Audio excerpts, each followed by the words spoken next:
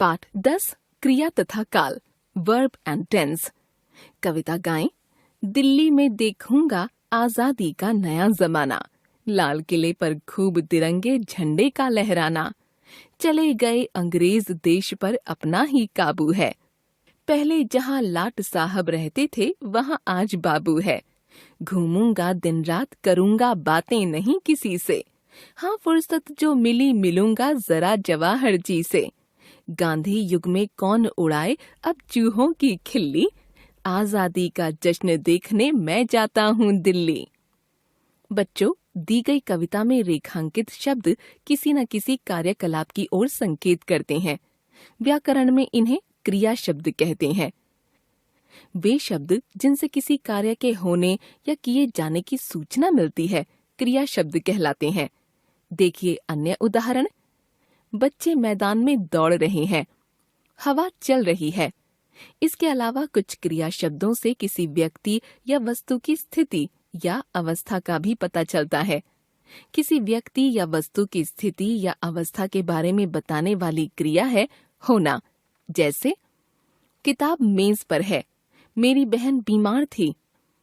दिए गए पहले वाक्य में आया रंगीन पद है किताब की स्थिति की सूचना दे रहा है, तथा दूसरे वाक्य में आया थी पद बहन की अवस्था की सूचना दे रहा है। हिंदी में होना क्रिया के रूप इस प्रकार हैं। वर्तमान काल है, हैं, हूँ, हो। भूतकाल था, थे, थी, थीं। क्रिया के भेद। सभी क्रियाएं एक जैसी नहीं होती, उनके अनेक भेद होते हैं। इस पाठ में हम क्रिया के उन दो भेदों की चर्चा करेंगे जो कर्म की आवश्यकता के आधार पर किए जाते हैं। कर्म ऑब्जेक्ट की आवश्यकता के आधार पर क्रिया के भेद। कुछ क्रियाएं ऐसी होती हैं जिन्हें वाक्य को पूरा करने के लिए किसी न किसी कर्म ऑब्जेक्ट की आवश्यकता होती है, और कुछ ऐसी जिन्हें कर्म की आवश्यकता नहीं होती। क्रिया को कर्म की आवश्यकता है या नहीं, इस आधार पर क्रिया के दो भेद किए जाते हैं। क्रिया सकर्मक क्रिया, अकर्मक क्रिया। सकर्मक क्रिया ट्रांजिटिव वर्ब। वाक्य को पूरा करने के लिए वाक्य की क्रिया को यदि कर्म की आवश्यकता है तो वह क्रिया सकर्मक क्रिया कहलाती है। जैसे बच्चा किताब पढ़ रहा है, लड़की चित्र बना रही है। ऊपर के वाक्यों में यदि हम किताब और चित्र शब्दों का प्रयोग न करें तो ये दोनों वाक्य अधूरे लगेंगे।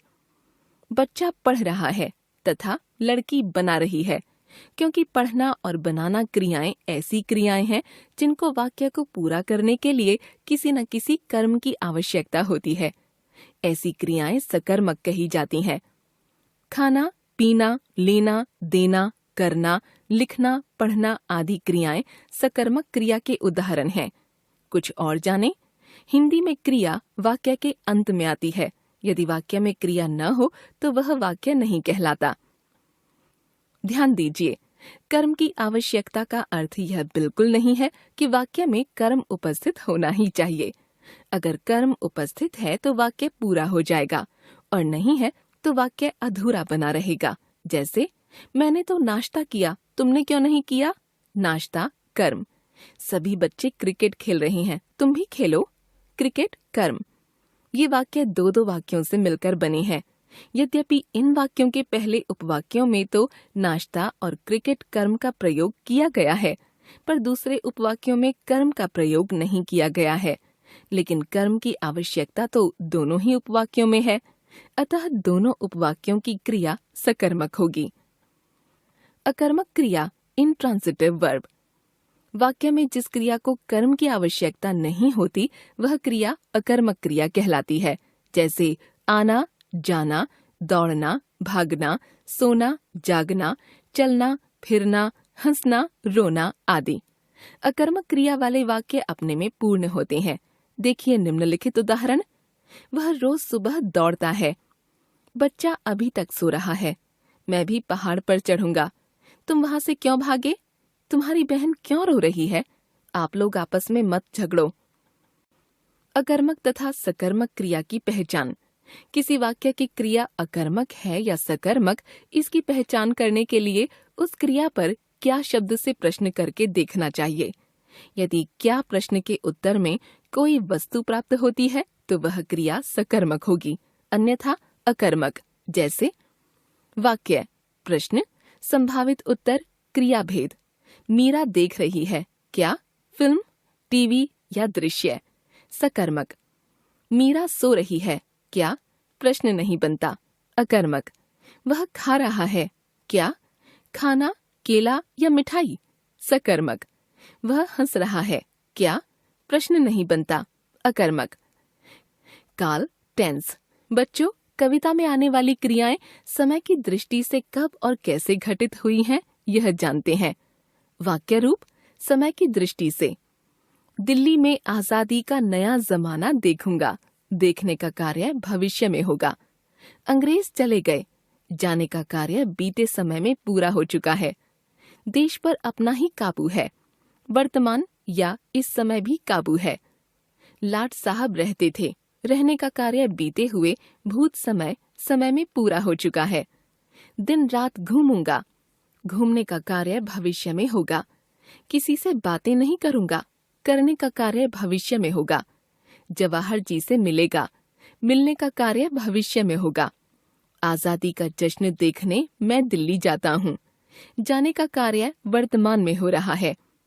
बच्चों, क्या आप बता सकते हैं कि यह हमें कैसे पता चलता है कि कोई कार्य इस समय वर्तमान में हो रहा है, या बीते हुए समय भूत में पूरा हो चुका है, या आगे भविष्य में होगा? वास्तव में क्रिया में लगे है, हूँ, ए, थे तथा गा रूपों से क्रिया के घटित होने के समय के बारे में पता चलता है। क्रिया के घटित होने के समय की सूचना देने वाले रूप ही भाषा में काल की सूचना देते हैं। इसी आधार पर काल के 3 भेद किए जाते हैं। काल के भेद। काल, वर्तमान काल, भूतकाल, भविष्यत काल। वर्तमान काल, प्रेजेंट टेंस। जिस समय कोई क्रिया घटित होती है वह समय व्याकरण में वर्तमान काल कहा जाता है।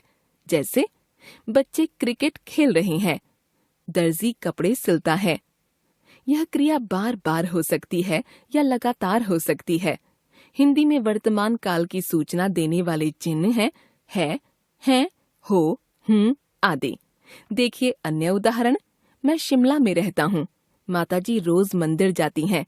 दीपा ने काम कर लिया है। हम लोग मनाली जा रहे हैं। ध्यान रखिए, जिन वाक्यों की क्रिया में है, हैं, हूँ प्रत्यय लगे होंगे वे वाक्य वर्तमान के होंगे। भूतकाल, पास्ट टेंस। जिन चिन्हों से यह पता लगता है कि क्रिया बीते हुए समय में घटित हुई है वह क्रिया भूतकाल में कही जाती है। जैसे कल विहान का जन्मदिन था। श्रेया कक्षा में प्रथम आई। भूतकाल की सूचना देने वाले चिन्ह हैं था, थे, थी, थीं या आ, ए, ई, ई। देखिए अन्य उदाहरण। मेरे दोस्त कल ही लंदन चले गए थे। लड़कियों ने गीत नहीं सुनाया। वह झूठ बोल रहा था। भविष्यत काल, फ्यूचर टेंस।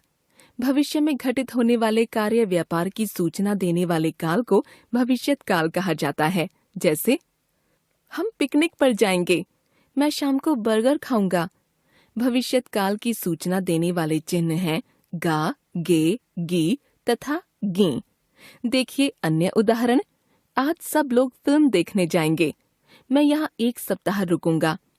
वह शादी में नहीं आएगी। हमने सीखा, किसी कार्य के करने या होने की सूचना क्रिया से मिलती है। भाषा में क्रिया के घटित होने के समय की सूचना काल से मिलती है। काल के 3 भेद होते हैं, वर्तमान काल, भूतकाल तथा भविष्यत काल। वर्तमान काल की सूचना देने वाले चिन्ह है, हैं, हूँ तथा हो। भूतकाल की सूचना देने वाले चिन्ह था, थे, थी तथा थीं। भविष्यत काल की सूचना देने वाले चिन्ह गा, गे, गी तथा गी।